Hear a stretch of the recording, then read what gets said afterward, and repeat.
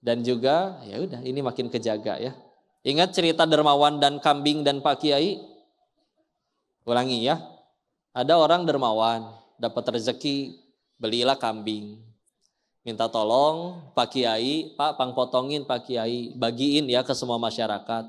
Tapi request dong, aku minta bagian dagingnya, bagian kambingnya, tapi yang terburuknya aja nggak apa-apa. Potong bagiin masyarakat ke bagian Pak Kiai, setor ke rumah Pak Dermawan, dikasih plastik, ini yang tadi kamu minta. Begitu dibuka plastiknya isinya hatinya sama lidahnya. Besoknya Pak Dermawan beli kambing lagi dapat rezeki. Minta Pak Kiai, potong lagi ya Pak Kiai, bagiin lagi ke masyarakat. Tapi beda dong, kemarin saya udah minta bagian terburuknya. Sekarang saya minta bagian paling baik dari kambing ini. Oh udah kebayang tuh ya, dagingnya dan yang lainnya ya. Begitu beres dibagiin semua kebagian, datang ke rumah Pak Dermawan dikasih plastik, ini yang kamu minta. Begitu dibuka isinya ternyata hati dan lidahnya lagi. Nanya dong, kenapa sama? Pelajarannya ternyata adalah begitu juga manusia. Kalau hati dan lidahnya udah jadi baik, dia bahkan bisa menjadi sebaik-baiknya makhluk. Tapi kalau hati dan lidahnya udah bahaya, udah kotor, udah jahat, bisa jadi seburuk-buruknya makhluk. Izin Bu, contoh. Angkat tangan yang di sini pernah sakit hati sama kambing. Lewat depan kandang kambing, kurang ajar kamu ya? Enggak. Pernah? Ganti. Siapa di sini yang pernah sakit hati sama mulut manusia? Ya. Ada yang jawab semuanya malah ya. Padahal harusnya lebih mulia mana? Manusia atau kambing? Manusia harusnya katanya punya akal, ya tapi itu dia ya, akal nggak didampingin iman, bisa lebih rendah daripada hewan. Karena seumur-umur saya nggak pernah lihat kambing homo demi Allah. Sedangkan ya kayak gitu ada aja. Tapi ya udahlah ya, mudah-mudahan hidayah ini akan datang. Selain itu, yuk bismillah. Kita sering diajarkan kalau ada apa-apa minta ke Allah ya, betul? Izin. Ada yang minta jodoh di sini? Angkat tangan, jangan ragu ya. Insya Allah. Udah ditandain? Yang minta jodoh, kok pengen kasih satu fakta dulu ya. Punten. Belum tentu dikabul. Benar. Tapi nanti kok jelasin kenapanya ya. Ada yang minta pengen kaya atau pengen jabatan atau punya kerjaan, ada yang pengen? Belum tentu dikabul juga. Bahkan izin ya, kalau di sini ada yang minta sembuh, baik untuk dirinya dan keluarganya, ibu saya sakit kok kasihan, punten. Itu juga belum tentu dikabul. Beneran? Iya beneran. Tapi izin ya, bukan karena Allahnya jahat atau pelit. Ya tadi, ada yang dikabul dia jadi kaya, bisa jadi maksiatnya tambah banyak. Nggak usah dikasih harta sekalian sama Allah. Ada yang minta sembuh, punten. Yang sakit sampai wafat, punten. Bisa jadi dia nanti mensyukuri sakitnya itu karena bisa jadi lebih bersih daripada yang sehat tapi maksiat. Ya. Tadi kita udah sepakat kan? Kepahitan, mau sakit, mau diopname, mau nangis, mau menderita, mau nyenggol batu ini kaki waktu jalan ke depan. Kalau judulnya sakit, kepahitan, ujungnya cuma dua. Kalau nggak gugurin dosa, ninggiin derajat, udah itu aja. Demi Allah akan datang hari di mana dia bersyukur. Alhamdulillah ya Allah saya yang kanker. Alhamdulillah. Daripada saya sehat tapi maksiat. Ingat di riwayat.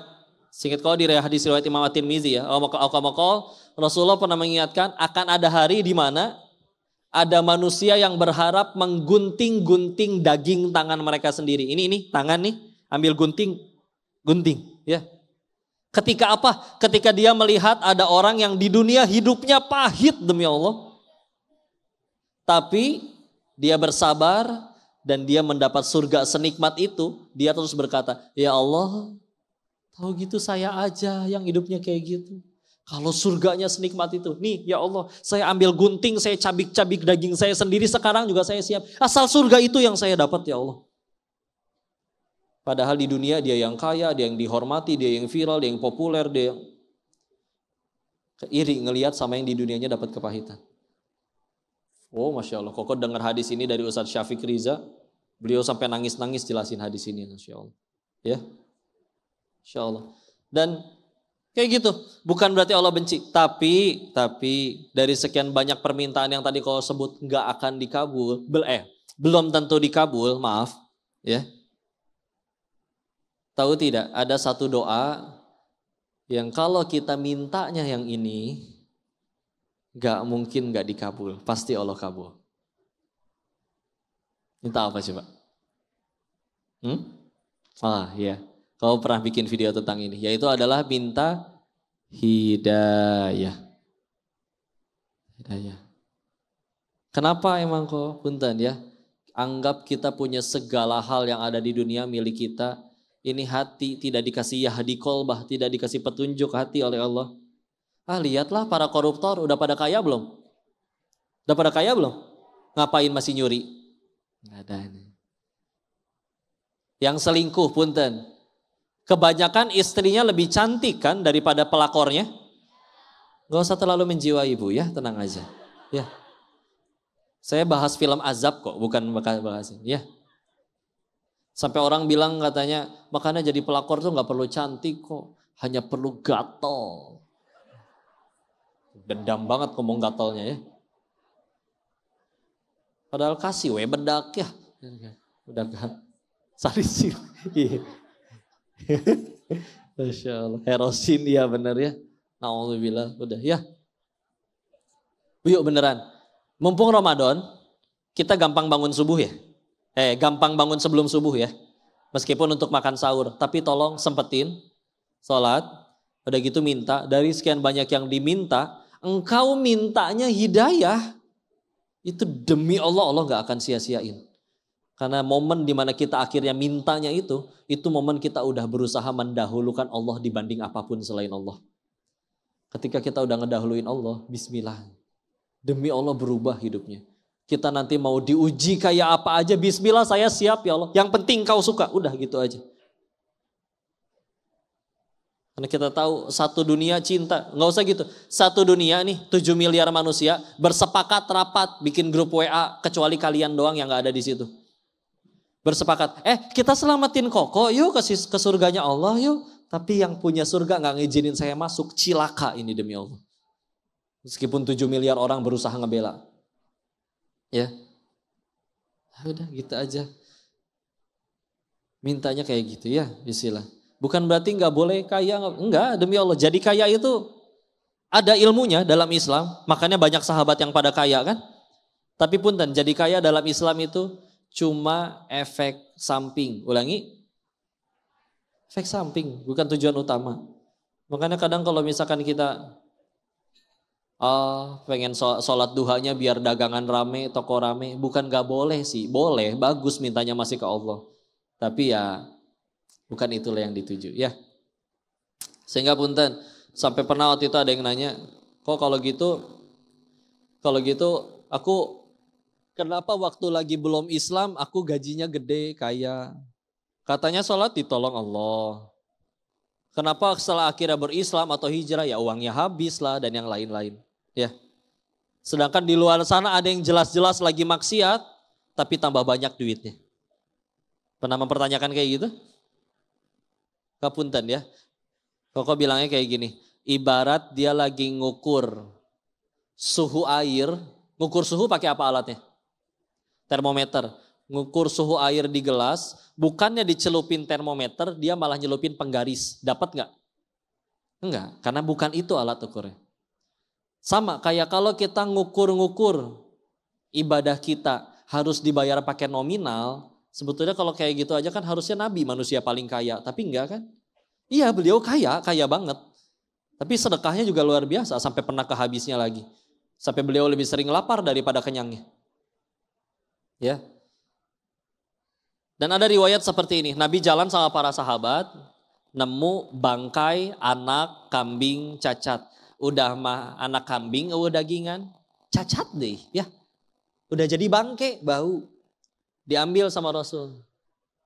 Siapa yang mau? Lalu para sahabat sontak menjawab, itu hidup pun kami gak mau wahai Rasul.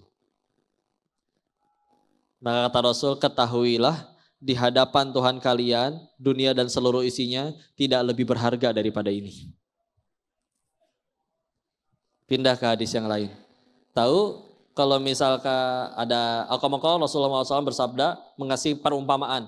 Kalau dunia dan seluruh isinya ada nilainya sedikit aja di hadapan Allah, atau dianggap setara saja dengan sebelah sayap nyamuk, maka Allah tidak akan sudi memberi minum kepada seorang kafir pun.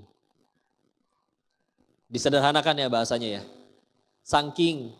Saking dunia dan seluruh isinya, harta triliunan, mobil mewah, istana, rumah gedong, popularitas dan lain-lain, semuanya anggap itu dikumpulin semua jadi satu. Kalau itu di hadapan Allah ada nilainya, minimal nilainya setara dengan sebelah sayap nyamuk, maka Allah gak akan sudi ngasih minum seorang kafir pun.